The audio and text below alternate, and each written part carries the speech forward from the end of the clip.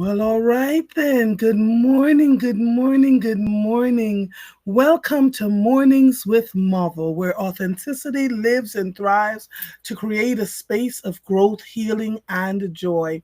I am your host, Andrea Lawful Sanders, and each day we will cover the topics that are informative and engaging while learning from each other. All right, now, you all are very aware. I have been posting. We have a great show today. We had a wonderful one yesterday with Chris Norris as he talked about AI and the different platforms that can be used through the superpower engine to make our lives easier, and the great things and the problematic things that can come from AI as soon as in the next couple of years. I have Marguerite Boyd Faison, who I am now pushing up every day to some of the clips from her really great interview. I've got a ton of calls from people as a direct result of her describing being a spouse living with a chronically ill spouse. Yeah, someone says, Marguerite, thank you for playing the song Alonga this morning. That's a song. This is where I tell you all the time, buy your own stuff. When I first went to work in media and went to the radio station, they offered to lend me the equipment that I would need, and I said no thank you, just tell me what I would need, because then I would have to give all of it back when I leave, etc., etc. And as a direct result, one of the things I did was paid for. I sanctioned that song, paid for it, I own it, it is mine, right? So when I left the radio station, I took it with me. I wasn't, I didn't have to go, oh my God, I got to pay more money, or the song doesn't belong to me, so everything is the property of the radio station. Learn how to invest in yourselves, because it really makes a good thing. So Nakia says, good morning, Mother. What's going on? You don't look like yourself, girl. Mova is tired. A family member is in town. Now, you all know Mova's in bed and fast asleep by 6 o'clock, right? So a family member is in town in Philly for the week, and I went and picked her up and took her to Kilimanjaro. I am a huge fan of authentic restaurants, and Kilimanjaro is Senegalese, and I've been going there for almost 20 years. And so when she told me she wanted fish, I said, I know exactly where to take you. So I picked her up and we went to Kilimanjaro. Three things happened. Dear God Almighty, these things can only happen to me. One, I ran into the demonstrations downtown, the protesters downtown in Philly, as I was trying to head back home. Two, while we were having this, they have a roasted fish in Kilimanjaro that is just amazing. I've been eating it for years. And as we were enjoying our meal, a man came in and started cussing up a storm about he was waiting for 20 minutes. And I mean, the bombs, the F-bombs that he dropped were just crazy. So he had walked in and cussed that he was standing there for 20 minutes. So I knew something was up. And he was so awful, and he was trying to walk into the kitchen area. The woman who normally serves us, etc., she jumped to the side. The man that was sitting down, he jumped up and said, you can't do that. You cannot do that here. So I tell you all, when you run restaurants and your own businesses, always have men around at all times, because this could have been a major problem. He was literally walking into the kitchen, like he opened the door, and the guy was, I know I can't do that, and he cusses and he cusses and he cusses. And so my dinner companion, my family member, was like, oh, I said, oh, welcome to Philly. Anything can and will happen here. And so she was unfazed. We were eating our fish because we felt safe. It was loud and he was obnoxious. And then so he left, and a woman walked in and she said, that gentleman that was just in here, I ordered the fish several, but they didn't have it because they didn't get the order. So she ordered it. They told her 10 minutes. She comes back, and I stopped her and I said, what's the issue? What's going on with him? And she looked at me. She says, thank you for asking. He was drunk. He was drunk and acting a fool. And when he went outside, I slapped him upside his head. He stays drunk, right? So that was that. The third thing that happened was a couple walked in, and I have this innate sense when I'm around people. It's always been that way. And after watching them interact, I started talking to them. I engaged them, and I said, how long have the two of you been together? And they said, almost 40 years. The guy looked like he was 40 years old. So I just couldn't understand. We are not aging. And we began talking about the fact that this is authentic Senegalese food. They'd been to Senegal, and Senegal, and everywhere they'd gone across the city, he said, if you go to Senegal, this is the way the food is going to taste. So I was grateful to know that my taste buds did not disappoint me. But do you know, as I began having conversation with him, I noticed that she would share, but he wouldn't. He would smile and pay attention. I said, he's not a cop, but he's someplace in there. I couldn't really figure it out. Turns out he was an FBI agent, is an FBI agent. And we began having dialogue about what's going on in the country. And he looked at me and he said, there's so few people who fully understands what you and I are talking about. But what he said to me was this: our Constitution is absolutely gutted. Just gutted. And he said, this place is going to burn, and we're just going to have to let it burn, because there's just no way. The genie is out the bottle. There's so much that has come out now, you can't put it back in. It was such a good conversation. And so by the time I got home, it was closer to 9 o'clock. I was so tired and I couldn't fall asleep right away. So I look like this because I'm exhausted. I'm exhausted, truly. This is not the thing for me. And then I got up and I started posting the clips from Marguerite, the clips from Chief Carlos Kelly. Season 3, episode 1 is out. A police chief who worked for a university in Washington, D.C. And I talked about how he was trying to make right this police department and all the corruption that he found there, and how he was summarily fired. And so I need you all to watch and comment about this this episode. There is so much going on around us, so much. And I've always said this to every one of you, the goal. Good morning, Debbie Womack. Good morning, Winetta Smith. Nakia, I see you all there. Laura, Marguerite, Bobby Carr, Beatrice. Good morning, good morning, good morning, good morning. So the goal here is to listen to you, which I have always done, and curate the stories that you want to have us share here on this podcast. The podcast is taking off. And on one of my social media pages alone, I have almost 200,000, it was 170 something thousand people every 28 days paying attention to what's being posted. The A.LawfulTruth LLC Instagram page that I just started using less than 28 days ago has over 5,000 views. People are watching, right, daily. So we are curating the things that absolutely matter. I don't even want to tell you about Substack and the rest of them. We are doing well. We are doing well. And it's because of all of you. It's because we are paying attention as a team, and we're listening to all of you as you ask for what you need. So this week, you'll start to see, the first few months I was like, let's talk about what's going on. Let's talk about what you need. I had my ear to the ground, listening to all of you. The content now is ramping up. So every Thursday on Mornings with Mother, instead of just Cherie and I having dialogue amongst ourselves, which people had asked for on the radio station, please bring some guests on. We want to talk to some guests. We are going to have guests as many weeks as we possibly can. Tomorrow, it's going to be a sister who is a preacher's child. She's grown now with children, and I just need y'all to listen to this tomorrow. I posted a thing asking if there's anybody who are preacher's kids. Someone recommended her, Nay, and she is. We began talking back door, and she was concerned that maybe she wasn't the person for me. And when we began dialoguing, she said, oh yeah, I'm looking forward to this conversation. Because my ultimate goal is not to rip people apart, but to really hear their stories and not make it about me or the other folks that are on here. Let me quickly say this. Good morning, Nakia. Shaquilla, good morning too. Marguerite. Oh, you've never been to Kilimanjaro? Allow me to take you there. Allow me to take you, Marguerite. You will be my guest. Okay? I'll pay for it. I want you to experience this. My cousin, as she began eating the roasted fish, said, oh my God, her eyes rolled in the back of her head. So diggity dang good. And so we have to meet people where their cultures are and pay attention to what's going on. So I don't go to chain restaurants in Philadelphia at all. I always choose, to take my folks and myself to places where folks would normally go. Good morning, Dennis. Marguerite says, good morning. Congratulations for being a great leader and employing a phenomenal team. Continued success. And my team is they are sharp. Sharp, sharp, sharp. But let me let in my first guest because my guest today, Joanna, I need your camera.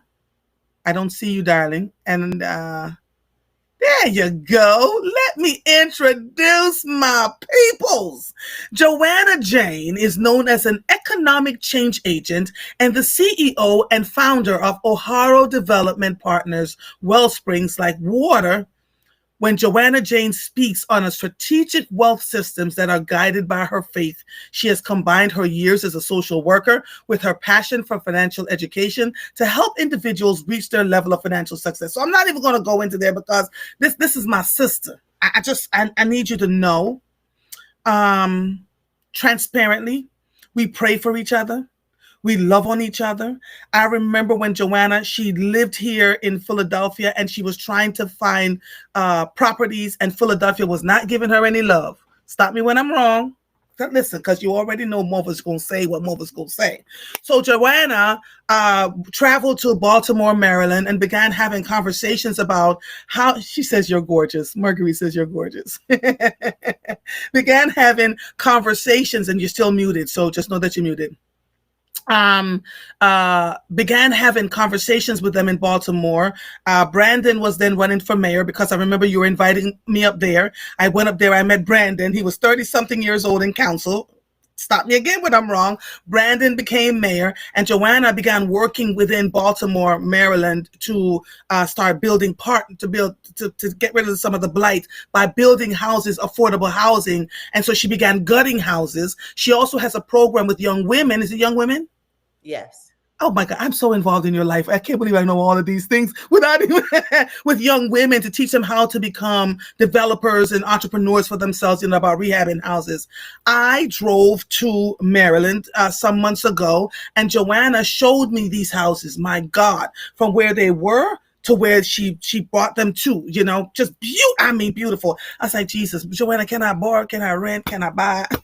Houses are beautiful. And she kept the outside facade so that it looks like Baltimore, and it's not like, the new developers that come in here and it looks like tin cans. Just absolutely gorgeous. So when I got a call from Joanna on Friday, was it Saturday morning? Saturday. And she said, sis, there's squatters in one of my houses. I said, wait, now what now? So she sends me the article. I began reading, and in the middle of reading, I stopped reading and I called her, and she began describing to me what happened. So I gave you the background story so you know who Joanna is. She is a serious sister. Tell us a little bit about how you got into real estate and rehabbing homes. Well, good morning, and good morning, everyone, the Mother family. Thank you for having me this morning. It is just really an honor to be here. Many kisses and virtual hugs to you, Andrea, for allowing me to be on your platform this morning. Coming into community development was truly a part of my DNA. I grew up with a family, a West Indian family, where all I saw was men building. Yeah. That's just what it was. My summers were in the Caribbean, or here in the States, and working with my dad and seeing my brother build homes and seeing my dad engage with tenants and things of that nature. So it really was in my blood. I remember being in eighth grade and we had shop. That's when you really actually had, true trade skills and Votech and stuff like that back in the day. Mm-hmm. And I had the best house because my daddy went to Home Depot. Oh, well, yeah, it was still Home Depot, not Heckinger's at that time. Mm-hmm. And we went and bought one and we built our house. And I had the best project, right? Hands on. And so literally it was in my DNA. I grew up seeing it. Growing up, my family was always very big on education. My family came to this country intentionally to make sure that they provided more opportunities than they had. So going off to college was not an option. Even though I had other aspirations, I had to go to school. And when I went to school, I ended up having two master's degrees, one in social work, one in counseling. But building and repairing broken places was always a part of my heart. I never knew it was written in the Bible to restore broken places. It Mm-hmm. wasn't about that at that particular time. I just knew that we deserved more. And I saw what my family made out of a little bit. Right. I blended that all together with my academic achievement and that's really the gut of O'Hara Development Partners. And I was blessed to be able to come to Baltimore City, be welcomed in Baltimore City, to be able to just heal a small piece. You know, in comparison maybe to others, it's again small, but it's still impactful. So never despise your small beginnings. And as we're going through a variety of transitions within our organization, this was one of our projects that we were working on to be able to bring to a homeowner. And this is what we walked into on Friday morning of last week. So go into detail for us. You were in the space every day with your contractors. How the hell did they end up in your house in a 24-hour period? So our team is always on site in some shape or form. So even if it's not me personally, in some shape or form, somebody is there in transition, literally, while putting securities and different things in place. And when there's always room for growth, right? You can always make sure that, hey, double down on your security. So I can say maybe there might have been a little bit of comfortability because we know this area. We're not foreign to this area. And it was literally like overnight. I was approaching the property with one of my contractors around 7 something Friday morning. And I had to take a double look like, is this somebody coming out the house? Because I was down the street. And when you're on a row home with railings, sometimes it can look like somebody's coming out of one house that they're not really coming out of, if you understand what I mean. And I looked again and I said, no, they're coming out of our property. And I was thinking to myself, well, maybe this is someone I never met before, one of the subcontractors. And then I looked again and I said, he looks different. I don't think he really works with us. And as I approached him and I started asking him questions, it confirmed he was not. And so walk us through. Yeah. Because there are, when I posted that you and I were going to have the conversation this morning, a friend reached out to me that her brother has quarters living in his house in West, can't get them out. Cannot get them out. So walk us through your process. What exactly happened, and where are we now? Yeah.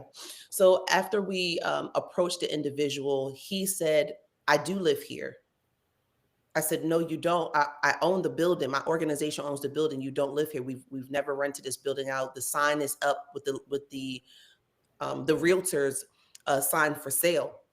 This property is not available for rent. And then he starts to tell me, talk to my fiance or talk to my girlfriend, I believe he might have said.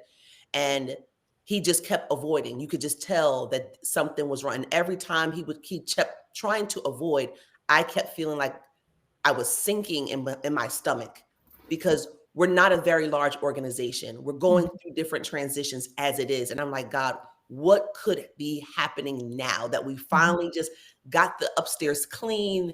The last bit of renovations is being done. We're putting some reinforcements in the basement. What could be happening here? And when you have labored over something, and to see a matter like this happening, you just feel like you're drowning. When was the last time you were in the building before you noticed he was in there on Friday? There was activity in the building up to that Thursday or Wednesday night. Wednesday night. Yeah. So between Wednesday night and Friday morning, they moved into your house? Yes. So what was later found, and I'll get to that part of the story to tell you how they actually found their way in the building. At that particular time, I started to follow him. I did something that I would not encourage people to do. I was adamant. I wanted answers. I started to follow him. I started to take pictures, record. I wanted to get answers. And at that point in time, when I looked and I saw that, the lock, the keypad, not the keypad, but the lock that we had on the door or on the railing was cut. It was gone. I said, what is happening? Like the keys are even gone at this point. So I contacted the police.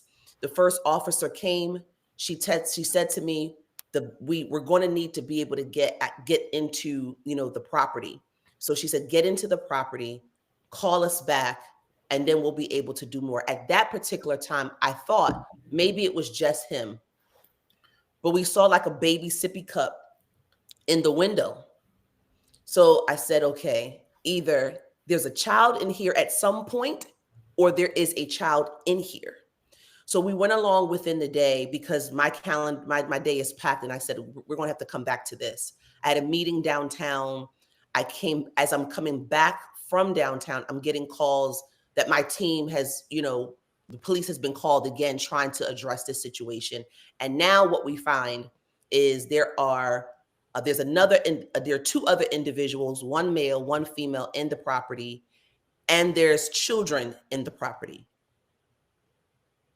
Could not believe it. So when I pulled up at this point, the cops are there. They're calling my phone, how soon can you get here? So I pull up to the property and they're saying that they're now presenting a lease. A lease? They're presenting a lease. It was a fraudulent lease.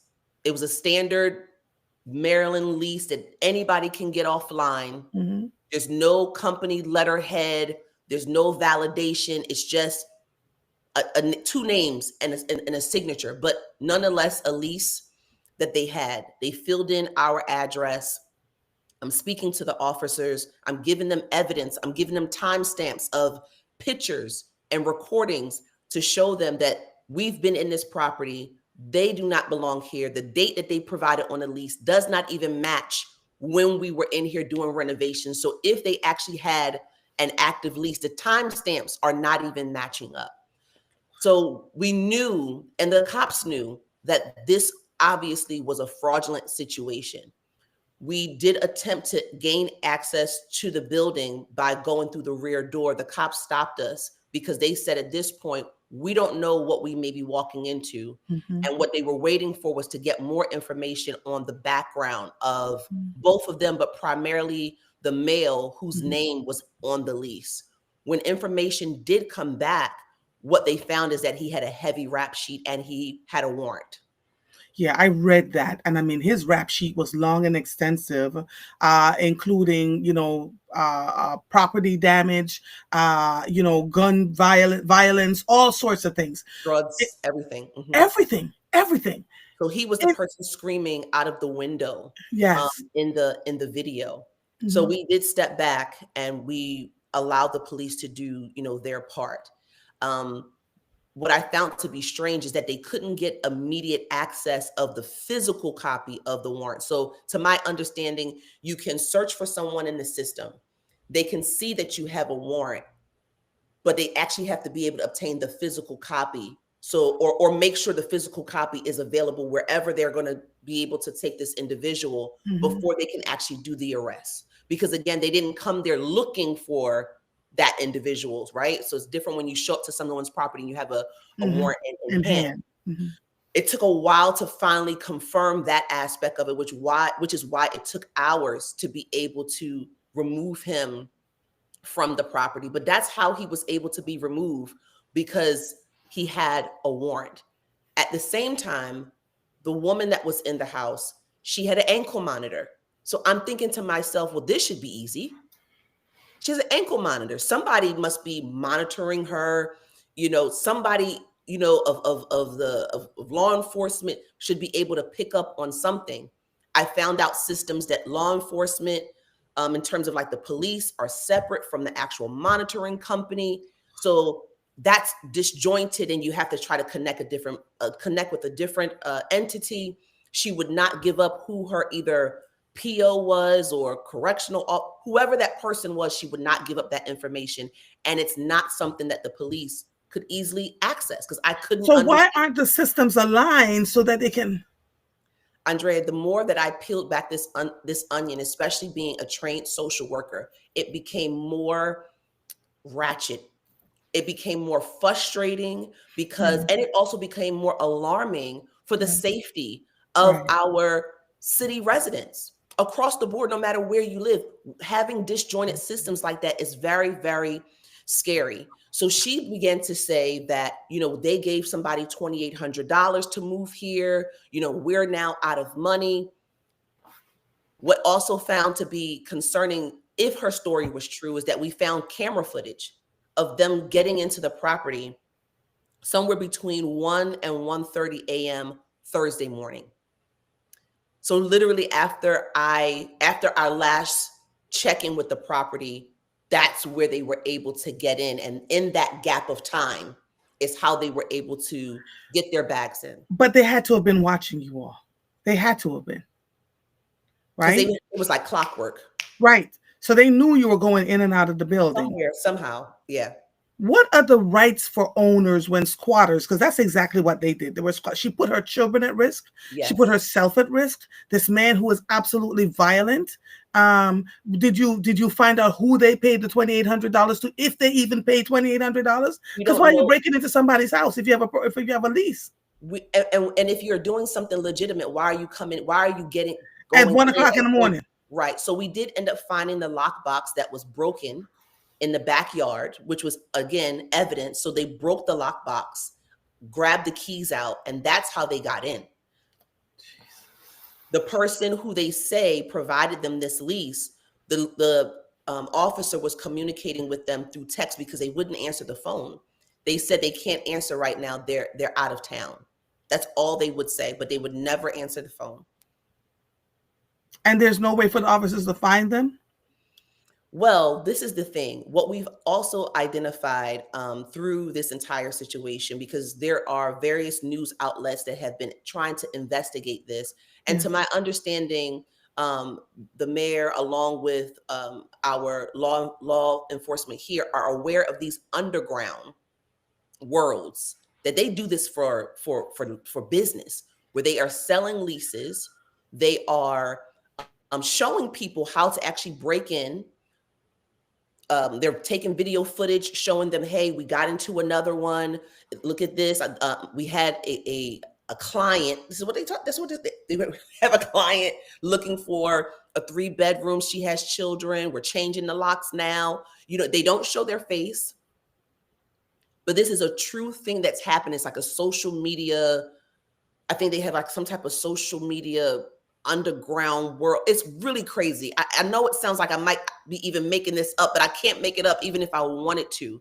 They are doing this for real. And it's sad because whoever and the individuals are involved in this, they're so smart. Use that energy that you're taking to learn the law, to go around it, to your loopholes, and go start a legitimate business. Go to school, do something else. But they have really created, this underground world where they are doing this. And unfortunately, this is the other side of great community development. As we are rebuilding, and when I say we, I mean of a collective we, whether you're a large organization, mid-sized organization, a boutique organization, as a city. Remember, Baltimore is small. I have a lot of vacants here. There's a lot of work that's happening here in Baltimore. The more that we are reducing blight, we're also then bringing on the market new rentals that people probably can't afford, new homes for home ownership that people can't afford. Whether you're building affordable housing, market rate, if the wages at the same time have not also been addressed for people to be able to increase their salary, now maybe I wouldn't have went the illegal route, but now I feel tempted that this may be the only way that I can maintain a roof over my head. Because if I can get the lease and get in the property, at least that may cover me for some months. Right. I know some people that are fighting with squatter issues for 1-2 years. How? What are the rights of the homeowners? It clearly isn't their home. Yes. They're breaking and entering. They know they're breaking and entering. So you're right. There's a double trouble, triple problem here. The way people are being paid, $7 an hour, $8 an hour, $15 an hour, and what they call affordable housing at $2,100 an hour, a month, right? When you look at it, what they're getting paid does not match what they call affordable housing. So I can see on some level where people get desperate. Here's a woman with an ankle monitor. How many children were in the house with her? 3 children, and this man who's clearly dangerous, and I don't even know if she had the $2,800. I don't know how that worked itself out. But here we have people now breaking into people's homes. How do we fix this? How do we fix this? It really has to be taken to the state. There has been some progression recently in the last General Assembly that I found through doing research and making phone calls, because I had to get really investigative to be able to advocate for my organization, advocate for myself, and also preparing to advocate for others that are property owners. Mhm. So there has been some recent laws that have been, bills that have been stamped, that come October, at least here in the state of Maryland, the time frame, which could have taken upwards of 2 years to get a squatter out of your property, That's has crazy. been reduced where it can be addressed within a 10 to 14-day time span. Again, grateful for progress. All right. However, I still feel like that's not enough. This should be considered illegal across the board. If someone is able to legitimately show you their deed, show you other documents, show you utility bills that they're actually the owner of that building, they should be able to go through a different route to get a squatter out of their property Mhm. versus going through landlord tenant court. I should never have to go through landlord Landlord tenant for court for somebody who's squatting notification, in your house. as if I gave them permission to be in this property. Never should I ever be able to do that. But Andre, let me give you another layer to the situation. When you have when you have agencies that are not operating in alignment. The reason why this woman was also able to get into this property while also being on house arrest, come to find out, is because they presented this lease at court and there were no checks and balances. So I remember, growing up, one of my brothers got engaged, unfortunately, illegal activity, and he had to go on probation and so forth. They did house checks. They came to our house before he could be released. We had to be interviewed. They are checking to see if you are around anybody else with criminal activity. There's some type of checks and balances before you are released. It presents, again, I grew up in Philadelphia, not Baltimore, but it presents that these things have changed, that there are checks and balances that are not happening. I could not understand how someone could be released, it be signed off by a judge, for you to go on house arrest and there's no checks and balances of where this individual is going. So that anybody can just present a lease. They don't have to present utility bills. They don't have to provide any other documentation. I could print out a standard lease and put my name and your name on it, and that be okay.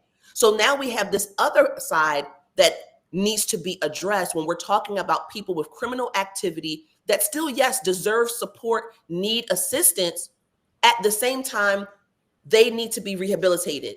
And we have to protect our families. We have to protect ourselves. And you guys are allowing her or these individuals to come back into society with no checks and balances. Something Mhm. needs to be done here in multiple ways. So, listen to this. Laverne says, my neighbor stopped staying in his home after his mother died, and people broke in and were staying there. What? They also are stealing from there and planning to take the pipes out for money.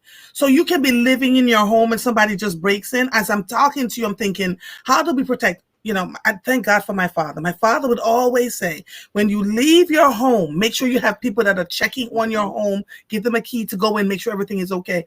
We used to think he was just over exaggerating. Now I understand, Yeah. because you can walk out away from your home for 48 hours and come back and have people living in there. Yes. And you have to go through 2 years of stuff, up to 2 years of stuff to get them Potentially. out of your house that you live in.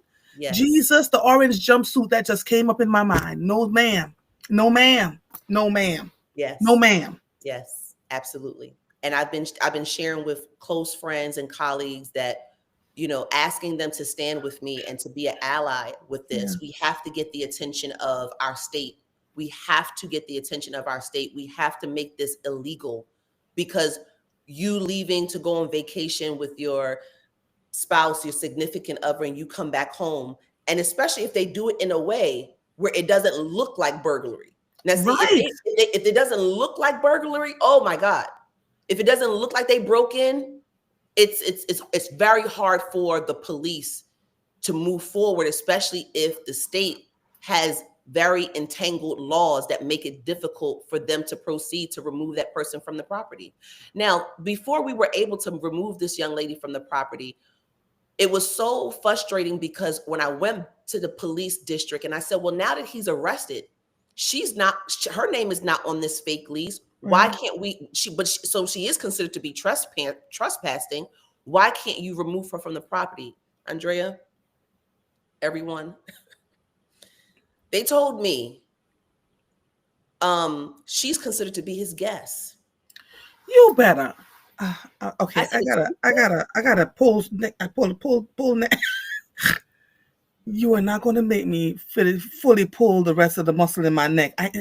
She is considered to be his guest, he is even considered, though they recognize that they're squatters, even though you have proven that up until 24 hours before you had contractors in there, even though you can prove this is your home and that you've been actively working in there, she's considered his guest. she's considered his guest. The example he gave, because, and they also note it as a civil matter. So that means like they're out of it. You got to deal with this in court. So that's the note, right? She's considered to be his guest. And he said, think about it. At your home, if something happened and you were arrested and you have your family visiting for the weekend or whatever, can the cops come and remove your family? I said, okay. All right. I said, but sir, that also means that she could have gave your home address Right. and decided this is where I'm going to be for house arrest and no checks and balances. He said, ma'am, as much as I know it sounds screwed up, but yes. This is crazy. Okay. So he So said the laws Lena, have to change. Lena says, and that's another reason to have an alarm and cameras too. But right. Lord have mercy. Laverne says her husband noticed the break-in. So the people, the man left his house because squatters kept coming into his house. Right across the street, there were squatters going into. How is this even a thing? Right. So she says, my husband noticed the break-ins. They were watching for when we had leave to go in. Something told me to check the cameras. He let his dog stay there for a week to scare them off. Right. It is. And so when we talk about, right, Alexandra, she says, Alina Porter, exactly, cameras around the entire perimeter. Did they have cameras out there? So we actually have a street camera right there. That's Yes. how we were able to see it, but we didn't have cameras on the, like I said, we were right in transition of putting the alarm and making the property go live. And they caught us slipping. I have to admit that. Yeah, because they were watching you. Yes. There are some $30 cameras. Thank God for my daughter-in-law that you can place. It follows you around. You can't even tell the cameras are there. So there's strategic places where you can put them inside your home. Okay. Right. And so whenever people enter your home to work, whatever, those cameras are constantly going and your phone can monitor them. So your phone will alarm you that there are folks doing it. And listen, I'm willing to buy you 3 sets of them $30 cameras because, girl, and put them in the space, because these people, they will try anything, and they will say you want cameras by the door, and the cameras come in a pack of 2 for $30. Okay. And so you program them to your phone, and as whenever there's movement, your phone says there's movement, because they have the babies. The phone tells them where the babies are in the house at all times, right? And so you are able to then capture when people are trying to walk in, come into your home, etc., and you'll know in real time what's going on. Remind me when I get off the air with you to order you 3 sets of them. I'm not playing with you. You're going to have them. Send me the address, everything, because I feel like now these folks are becoming so emboldened. It is upon the homeowner themselves to prove that this is their home. Yes. Tell folks how much blood, sweat, and tears you put into rehabbing just this one house. And I know you've rehabbed several. So all of our properties were full renovations. When I say full, meaning like either they may not have a roof, they may have a tree growing from the basement. Yeah. It may have no floors. Yeah. There's no systems, there's no mechanicals, there's no anything. So it is completely a shell. It is absolutely empty. And this particular property, we were working with a previous family to help them to become actually owners of this property. And that, unfortunately, they didn't complete the program and things of that nature. So we actually were sprucing this property up to actually put it back on the market. But these are homes of 2,500 up to about 3,400 square feet. So these are not tiny, they're small, big. They're big. They're big properties. They require full renovation. They require structural team, architectural involvement, stabilizing the foundation sometimes, but everything's brand new systems, a brand new electric, everything. So these renovations can easily take you anywhere between 6 to 8 months just to renovate them, go through the various inspection processes. And when you're also renovating an existing building, you can have structural plans, but the house is going to always tell you what it will and will not do. So then you have change orders. Right. You have to make adjustments. You may have to remove a chimney stack to make new stairs in the house fit.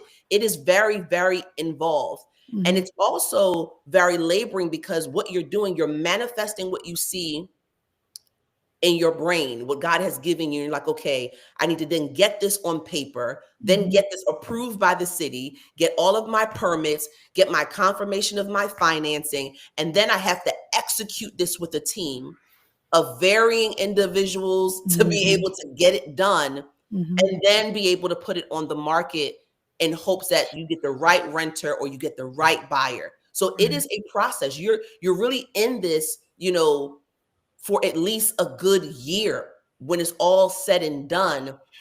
But then for us, Andrea, as you know, we then went through COVID. We went through a house being knocked. It was just, so it's been laboring over the years that it took a lot out of me. It was a big, huge gut punch to see that this is what we were facing, on Friday. Silver lining in this, though, it helped me identify where greater advocacy needs to be done for those that are property owners, whether you're a developer or whether you are a traditional homeowner. Greater advocacy needs to be done. And as much as it's great to see, oh, Governor so-and-so came to our ribbon cutting. Right. So did this. You can get so hyped in all of the ribbon cuttings and the celebrations and all the things. We still got work to do. Yeah. Still got work to do. And specifically Maryland, we still got work to do. We can't get so caught up in all of the other stuff that we forget, like, oh my goodness, this still is fractured and it is impeding. Because you have to think here in Maryland and Baltimore specifically, we have $3 billion over the next 15 years that's being allocated to eradicate vacants. And that's not counting other sources of funding that's coming into the city to eradicate vacants. And as I said before, everybody is not going to be able to afford the new, whether they put affordable on it or not. So what's happening to those people too? This situation also highlighted our consumer protection laws, because if these individuals were really taken advantage of, we have to have better laws to be able to protect people. We have to make sure that people are aware. How do you properly rent a home if that's what you're doing? How do you recognize legal documentation? They said that they provided someone $2,800 cash. You have no receipt. None. You giving somebody cash. There's no checks and balances at all. So it's a lot of work that still needs to be done. Yeah. Lena says this is more common than Google, people go on vacation and people moved in. It's insane. Ken July says, good morning, Andrea and family. We have a friend who had squatters move into their house while they were living in their home. The blood of Jesus. I know. And the police stated that the squatters were considered guests. See, what did I just tell you? Angela says, I watch these court cases on YouTube all the time. The courts are flooded with them, especially down south and in the Midwest. So this is going on. Then it says, now costing you thousands more for your own property. It makes no sense. Yes. Marguerite says, we had neighbors living on our block for decades, and we recently found out they were squatters. The homeowner had passed away and had no family. So and that's what they're really looking for. They're looking that's a gem for them. A property owner has passed away, no family around, there's nobody to come and check. That is a gem. Yes. Yeah. And Alexandra says, yes, Google Nest has exterior and interior cameras you can monitor on your Google Home app on your phone. I have mine through ADT, so they're connected to ADT as well. Then it's the cost for the permits alone Folks don't even know. And the wait time for the permits, it's insane. It is absolutely insane. I'm just, oh, all right. So how did you get the lady out of your house? Oh, yes. So you saw what I said at the end of the interview. All I right. did. Oh, yes. I said, well, there'll be a lot of emails and phone calls that will be made for this to be dealt with Mhm. immediately. And I made sure to do so, which is why, it's power in relationships, it's power in who you Mhm. know. I'm blessed to be known as someone that is truly dedicated, with a good heart, intentionally. I know God created me for this, Mhm. that people were able to say when they found out, oh, heck no. Yes. Oh, heck no. So Mhm. we were able to contact our council person. We were able to make contact with our Mhm. various mayoral agencies, and we were able to get support and how we could be able to move this family. Because once the man was, he was arrested on Friday, and once the woman started to really realize this is not going the way that I Yeah. think it's going to go, she did start to comply. And when I Mhm. say comply, meaning that she was willing to start giving more information, and Mhm. she promised that she wouldn't tear the house up. And she said, That's the other thing. Oh my yeah, God. she said she promised she would not tear the house up. And she said, could you just at least help me find a place that I can go to, because I'm on house arrest and I So, can't. I so know. now it's on you to find a place for her to live in. So she's bargaining with you to get out of your house Yes. by your finding someplace for her to live. Yes. And I had to be ginger with this situation, because in my head, I'm like, I just scraped up what pennies and lint out of my pocket to spruce this property up to get it to where it is. I don't want her to tear this house up. So I had to deal with the fact that now it's coming up after 4 o'clock on a Friday. And I had to deal with her being in the property over the weekend. And I knew after my last conversation with the officer that bright and early Monday morning, I needed to be at probation and parole, so I can start to investigate this. And I think it's our mayor's office of either Health and Human Services or Homeless Services. I can't remember which one it was, but they reached out. I said, listen, yes, this is our situation, but there are 3 kids here. We have to go about this in a way where these children are also taken care of. I know somebody else may say, listen, get that Mhm. blankety blank out. It Right. don't matter. Understood. But Yes. in my mind, Understood. it's 3 children in this home. Yeah. I want to go about this correctly. Right. I'm a woman of God, and I don't want to go about this so much in my flesh, even though I am completely right that this comes back on me in that manner. So we were able to get them contact for a housing navigator. I had to wait until Monday, because the one part what she was not giving up was who her CO was, what ankle monitoring company she was with, and that was the missing piece. Yes. So bright and early Monday morning, I contacted her. I told her that we were coming into the basement, so we were able to get into the basement, got the guys settled. They were able to do the work that we were supposed to do on Friday. And when I went to probation and parole, they were able to look her up and see some information to provide me. And I contacted the home monitoring system here in the city, and we were able to identify her in the system that yes, she actually was on house arrest. And through that engagement with that home monitoring system company, they were able to contact her and say, listen, you have been in a property that they told you're not supposed to be at. This Right. is illegal. You have to get out. And through that engagement with them, that's really what helped me get her out. At some point in time, even though she was on house arrest, with using our property address, she left the building, I believe, maybe sometime Saturday. They picked it up in their system. So a warrant was already in queue for her.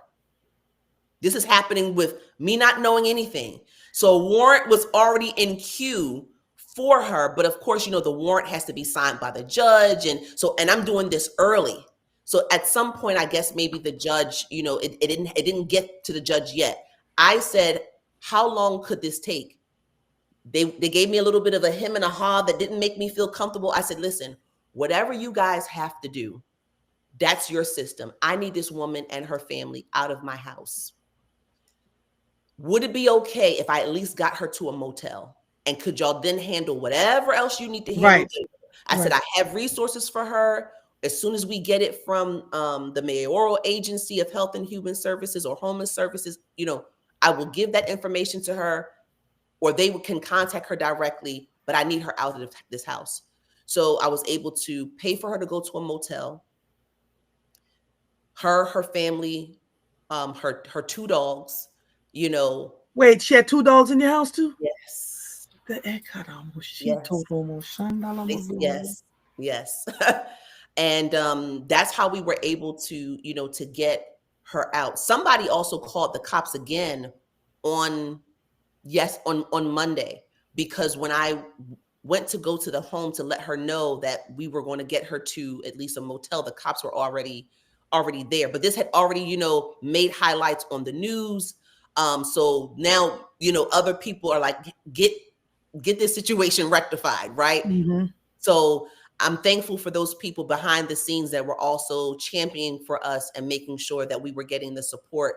And this time when the cops came, they stayed until she got at least the items that she could get out the home. And Yeah. then we paid for our in-house person to get all of her stuff and drop them off at the motel. So that's how this wrapped up from Friday to stressing over the weekend to Monday. We got her out by the early-ish afternoon. But I know, Andrea, my story is lucky Yes. in And comparison. not lucky, blessed. When Blessed. you went into Baltimore, you began working with the people there. You began working with the agencies. You explained to them who you were. You put in the time and the effort. You're from Philly. You were trying to get housing there. Philly wasn't giving no love. Let me just figure out how we can do this. They looked you up. Right here you were doing social work. This is a part of your life. And over the years, when Brandon became mayor and then Westmore became governor, you were a part of a system that the people who had that whole elaborate plan to break in your house didn't know. So you happen to be one of the more fortunate ones who was able to get the support right away. Because if you were just regular schmo blow down the street, right? And now folks know because they didn't know. Because like you and I, we always walk humble, carry big stick. Folk don't know who you know. So they picked the wrong one. But Joanna, this could have turned out way differently. Yeah. You could have been caught up in the cog of a system that would have been grinding slowly for weeks and months had you not known what to do, had you not been a part of the system of folks there. And Baltimore reacted in a way that for me was way better than I've seen in a whole lot of other places, Mm-hmm. right? Folks just kind of sit down and do what they need to do. This is insane. Insane. And so, what advice now do you have for people who own homes that may be renting properties, that may own homes that the family had and whatever, or if you're going on vacation, what advice do you have for them? And what advice do you have for folks for securing their homes beyond putting a damn keypad lock on the door? Right. And I'm given as much information from, the advice as I'm still digesting this. And I'm Yes. still putting, what our policies will look like moving forward. What I can tell you in this brief experience over this past weekend is that at all times, secure your property. At all times. If you're not at the point where you can have, electric in your house, board that sucker up, use Yeah. different types of, nails, unique nails that are not easily, that not can be easily taken out. If you're in that early stage of your Right. renovation, board it up, secure it.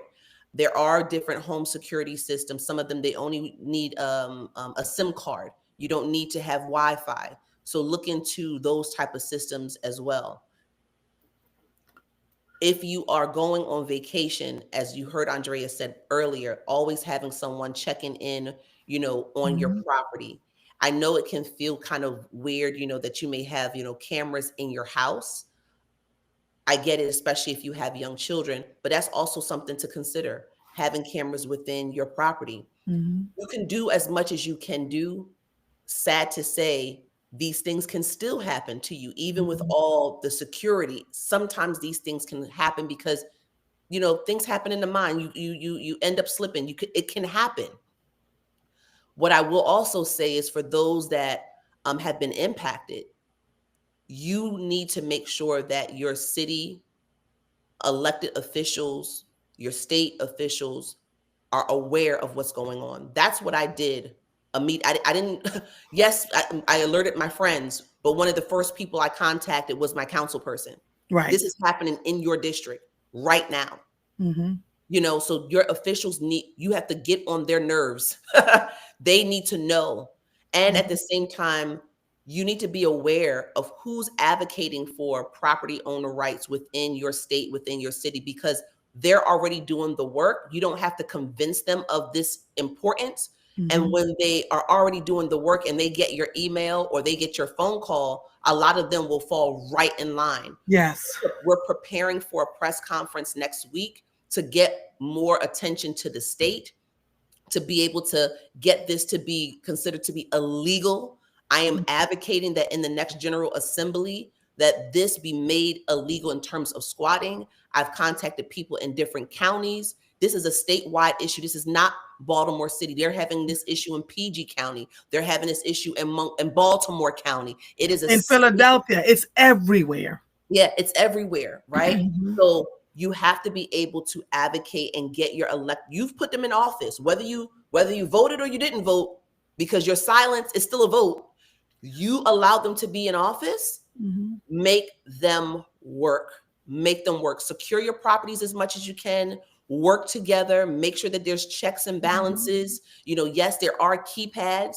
I've always been a little bit funny about keypads because sometimes I feel like people, especially with all this technology, people can find a way to deactivate it. But if you are going to use the keypads, make sure that your workers and or the individuals that reside in your home, that everybody has their own code.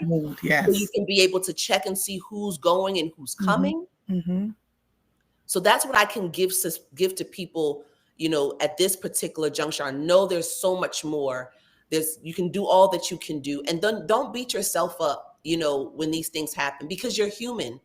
And there are people, as I mentioned, they are studying this. Yeah. They are studying this. As Andrea mentioned, they're watching. They're looking for houses with lock boxes on them. So I'm even thinking to myself, do we even have lock boxes hanging outside of the building? Because that's an indicator that house is vacant. So in my mind, I'm thinking, what could be the other thing? Do we go to the keypad system? Do we do it differently so we could still have access for the realtor to get into the building when they're showing the property? So we're thinking about, a number of things. When you talk about, properties that have been sitting because, grandma passed away or a family member passed away, be careful, and people, be careful about just throwing your hands at it and letting it sit, because you're dealing with grief, or you may be dealing with this frustration with other family members about how the estate was divided up and all these other things. Please figure that out, but at least somebody keep checking on that property. Go and secure it. Put some type of alarm on it. Don't allow that to be your story if you can help it. Now, we know, Andrea, there are some situations where people don't have big families like you and I, right? And sometimes that may be the situation where a house will just sit. Yes. And it will just sit because there is no auntie, there is no cousins. Yeah. So, it's not much that you can do in that situation if the family doesn't exist. But if you know that you have a family member that has passed away, they have property, figure out a system with you and your other loved ones and close friends to keep a watch on that property. Absolutely. Absolutely. I always talk about my nosy neighbor, but let me tell you something. That woman has cameras everywhere. She knows when people are coming, when people are going. The dog barks, and loudly, which scares people off. My God, on today. And that's why I was always saying to my husband, I would say it on the radio, know the cars that belong on your street. You see anything that looks different, right? Drive by and take a picture. I've been saying this for years. You see somebody that just seems to be lurking around, take pictures. All of this will make a difference over time. But as we're talking to you now, you're giving folks ideas on how to protect their own properties, what to do to secure them. Oftentimes we just have a front door and we don't have a storm door. And I know that they're paying attention to all of this. That storm door is a double check on a balance where they can't get in if they don't have access. In my Zen room, I can lock people from the back door to the Zen. They can't get any further. Right? There are locks all over the house to stop people from entering from different places. And thank God for my husband for that, because we've always been, be very, very careful about how we navigate. The cameras, baby, you step foot on the property, you come up in here, oh, it's a situation, right? And right, because you have to. We want to trust. We want to trust, and we want to believe that everybody is doing what they're supposed to do, but they're not. And so this conversation has just been timely. It has been effective. And now you've got everybody thinking, how do I secure my home? Even though I'm living there all day, every day, a squatter can just move into my basement or move in, and you walk in and they're like, well, you invited us here, and there are no pieces in place to protect you, the homeowner, from saying, like Ken says, squatters moved in while they were living in their house, and the cop says, they're your guests. Wait, what? Imagine how much money they would have to put out to do all of that. So we're grateful that you are there.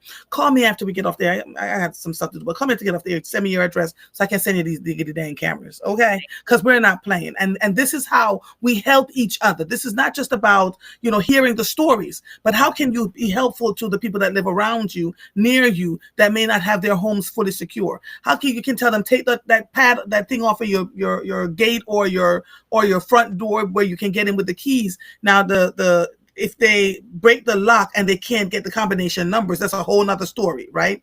So that's the thing. You got to make sure when you're buying these locks, you have to have locks that have a combination pad. And when you use a combination pad, make sure you scramble up the numbers again, so it's not so easy for them to get in, right? So they can break that too. Sad to say, because we had that. They will break it. They can get a sledgehammer and like break it until it pops. So these are savvy individuals, but yes, all of that. Yeah. People are crazy. They're absolutely crazy. And I will say this other thing too, Andre. In addition to everything that you just said, and I thank you for blessing us. When you are moving to a different state, or you're moving to an area that you're new, not familiar with, also look into what are the property owner rights in that county or that state. Because you may be going there saying, oh, I'm moving to this new state. Their houses are for cheap. At one point, everybody was going to Texas. Everybody was going to Houston at one point, right? Everybody was going to Atlanta. And, the houses are more affordable, and, the houses are big. But one of the things that we don't think to do, right? Because until it happens to you, you're not thinking that way, is also check what are the property owner rights in that area, so you at least are aware of how to address it after the housewarming and all the nice furniture. But you got to think about that too. Yeah. And someone says, please check your mail that people are not using your address, right? Because sometimes we get things in our mail from, these people don't live here. So you make sure you check in with the post. It's extra work on your end, but it will also protect you long term. It's just a lot. Laura says, thank you so much for enlightening us on this issue. And on that note, Joanna, thank you so much for joining us, my sister. Continued blessings, because remember who you serve and whose you are. Don't forget that part. Amen. We'll talk soon. This episode of Mornings with Mova is officially over. I am Andrea Lawful Sanders. I'll see you when I see you. Bye, everybody. Bye-bye. Oh, Lord.